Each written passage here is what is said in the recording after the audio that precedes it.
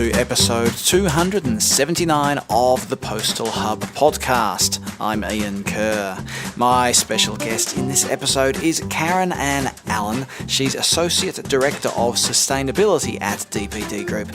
We're going to talk about DPD Group's journey to net zero, decarbonisation strategies, reducing emissions in urban logistics, customer expectations when it comes to sustainable delivery, and much more. It's a great conversation. We go into some detail about this decarbonisation or this net zero strategy as well, some real life examples of what DPD Group is doing to achieve that goal. So, coming up in just a moment, Caryn-Ann Allen, Associate Director of Sustainability at DPD Group.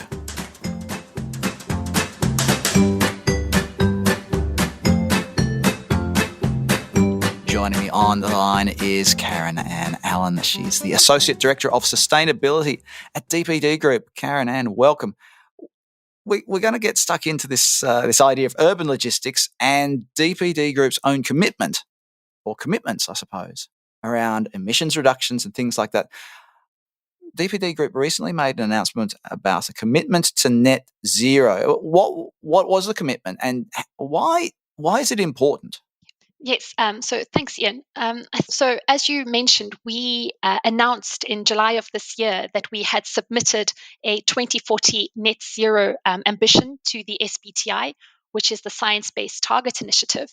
And in essence, what this means is that we are aiming to reduce our emissions by 90% by 2040, and looking to then offset the residual 10% of those emissions by the same time. And that would essentially mean that we would reach net zero by 2040, which is 10 years ahead of the Paris Agreement. However, obviously, 2040, it's a long time coming. You know, there's a good number of years between now and then. And so we've also set an interim target of minus 43% of emissions by 2030. And that's based on a 2020 baseline.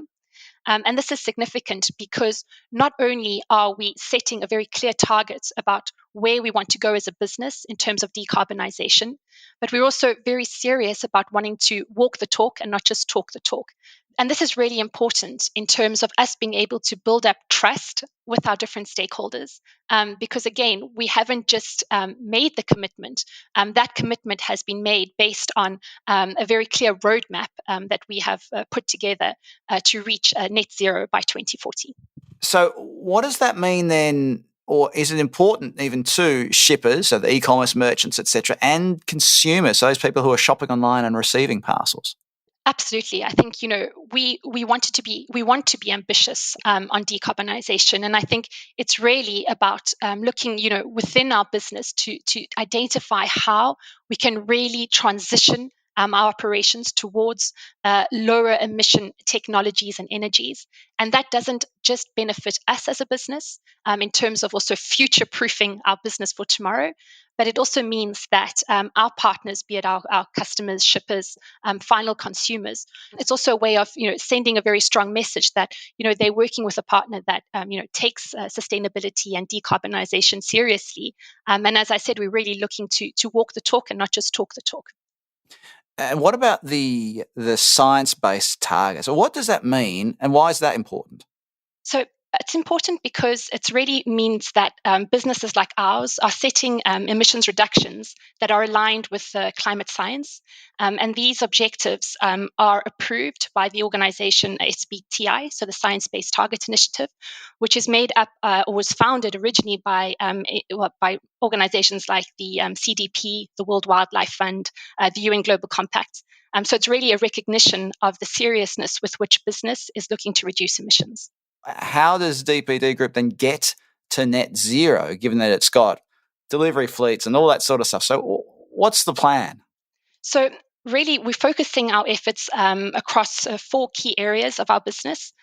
So first and foremost, our pickup and delivery services, so our first and last mile operations, also across our line haul or trunking operations, buildings, and then finally also looking at company cars and any on-site freight that we're using.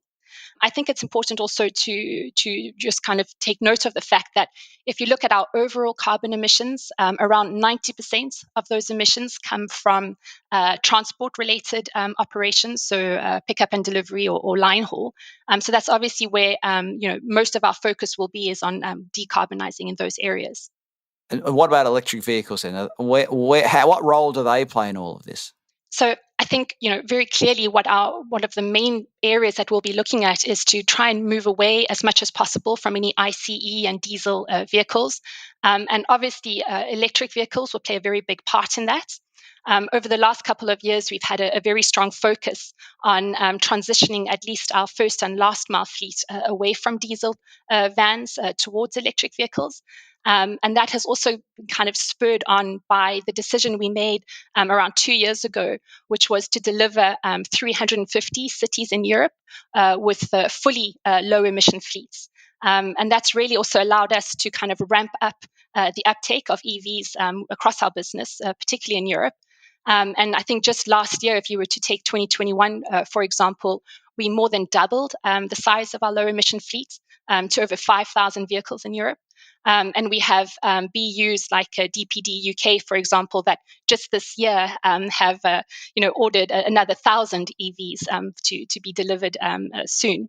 So we've talked about electric vehicles, and I'd say a lot of people would say that EVs are good. They've got the range, which is probably suitable for urban delivery.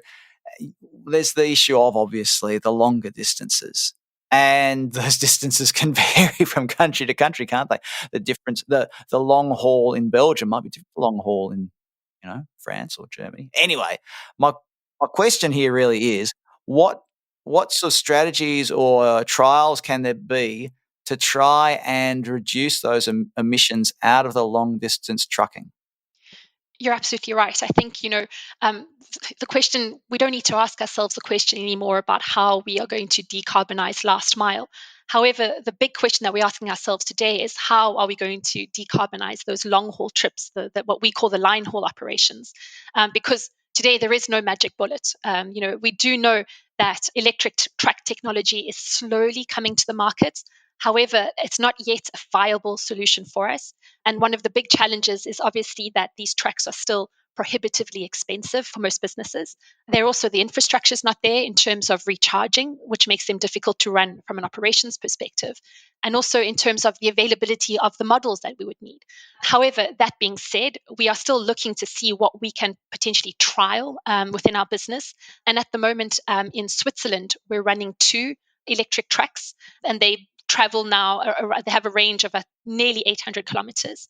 And that's been fairly successful. And we've been able to demonstrate that obviously electric truck technology for long haul can be a solution. However, in terms of our roadmap, what we see is that it will certainly be a mix of energies for long haul operations and a mix of technologies. Obviously, electricity will play a big part of that, but we're also looking at certain transition alternatives like biogas, for example, but also longer term looking at hydrogen. But that's not for right now. It's for a much more longer term perspective. And what about infrastructure? Have there been any infrastructure challenges that you've come across as part of this journey so far? Absolutely. And I would go as far as to say that's almost one of the major issues that we have. So if you look at the first and last mile, infrastructure is improving, but it can still be improved more. We're doing a lot of investing in our own EV charging infrastructure on site, but clearly there is more work to do, I think, in terms of public recharging infrastructure.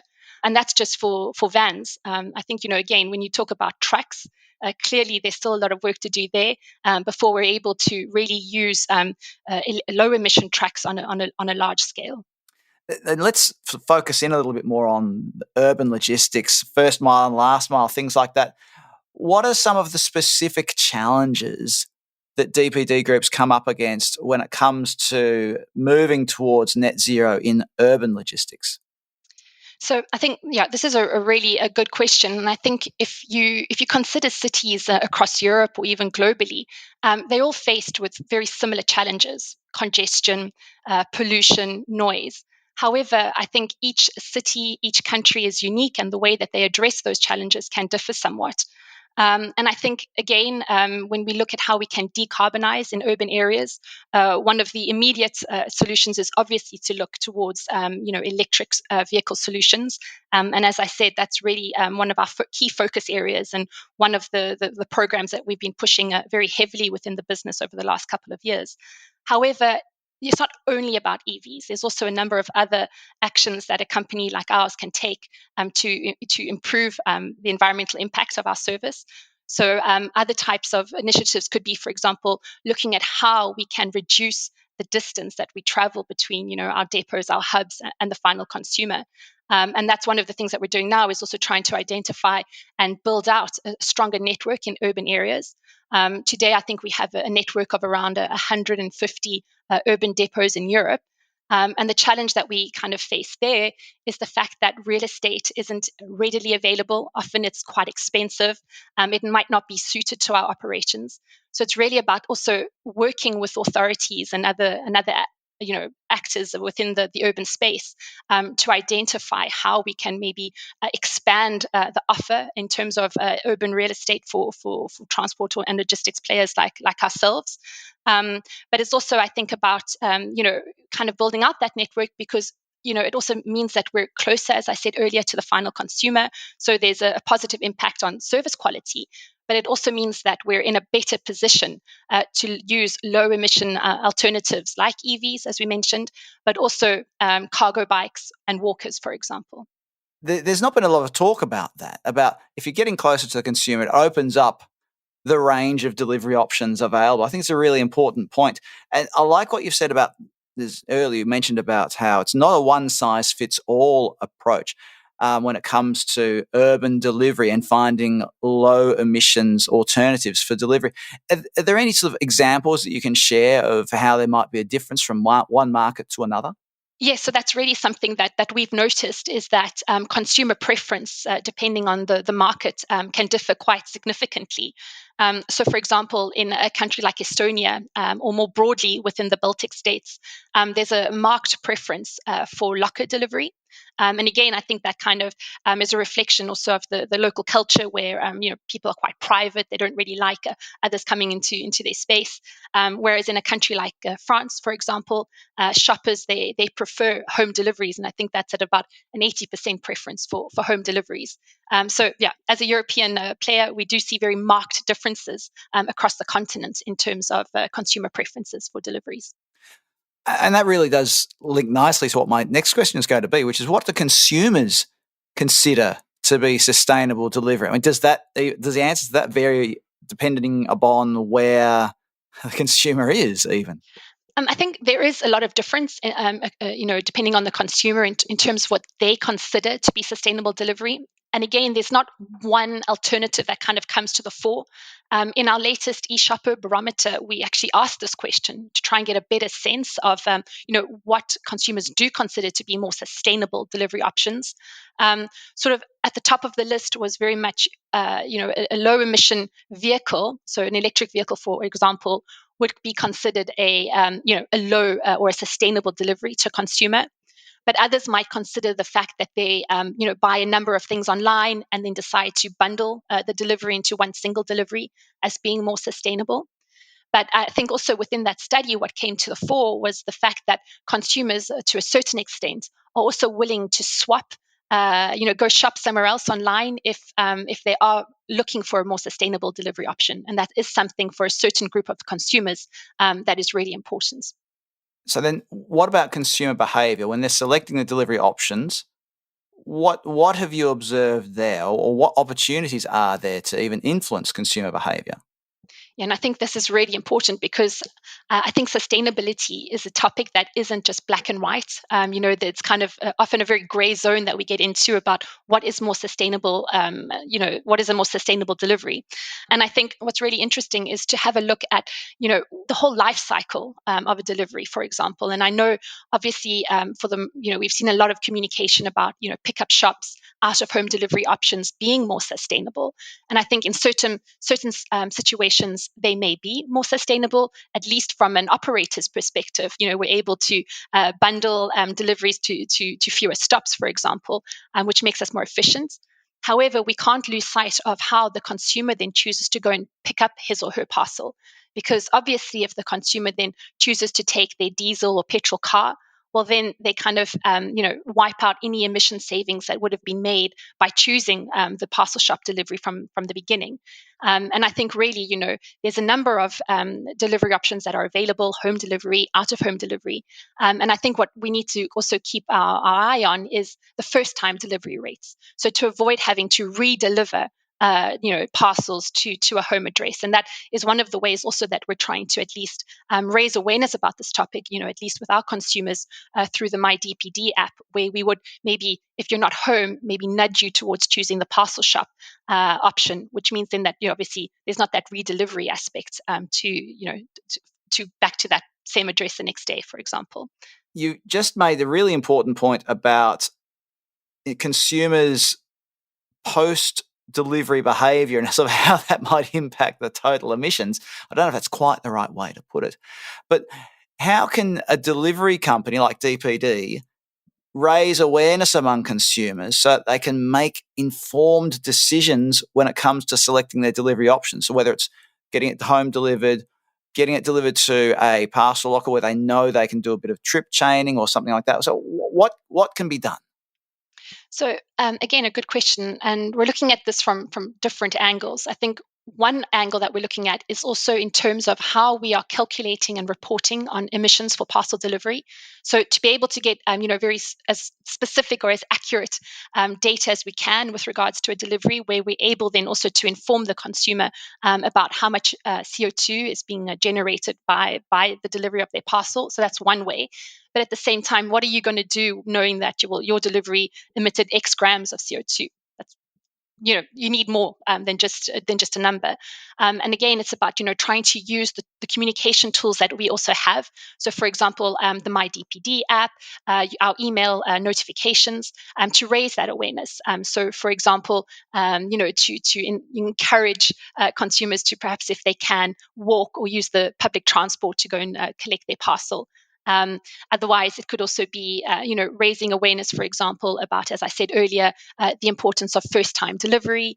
So, yeah, there's a number of ways that we can do that. And again, also taking into consideration the customer journey with us, and making sure that that information is available to the consumer at the right time and at the right place. On this topic of finding urban real estate and urban depots, has this forced DPD Group to find some creative solutions? Yes, absolutely. And I think it's also about identifying what already exists in the urban environment that we can also use and build on. And so, for example, we are trialing, for example, a depot, an urban depot in Bologna, in Italy, where we have sort of a mixed space, if I can put it that way, where we have a small storage section in the depot, which then allows us to deliver to local addresses using two cargo bikes. But we also have a parcel shop service where consumers can come in and pick up their parcel or return parcels.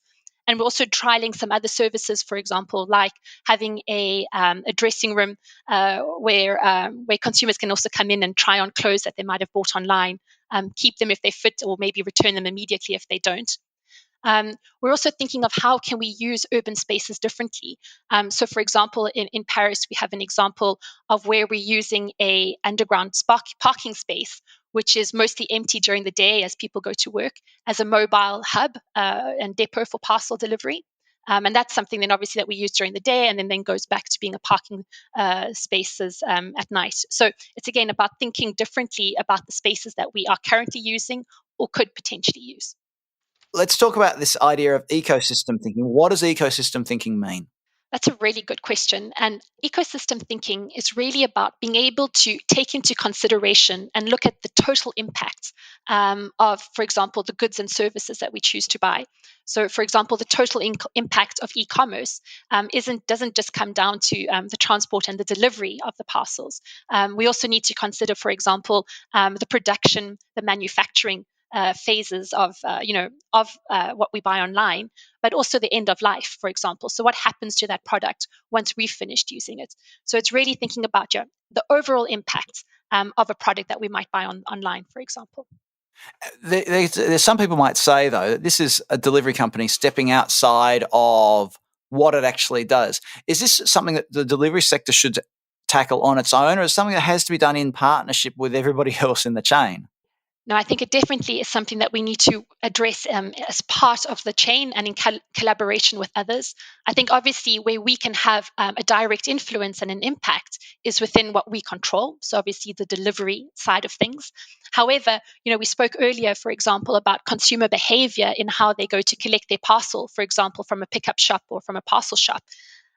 We might be able to say, well, that's not our responsibility. However, I do believe we have a responsibility to better inform consumers about how they can go and pick up that parcel in a way that continues to keep emissions lower, for example. So by walking or taking public transport or biking, if that's possible for them.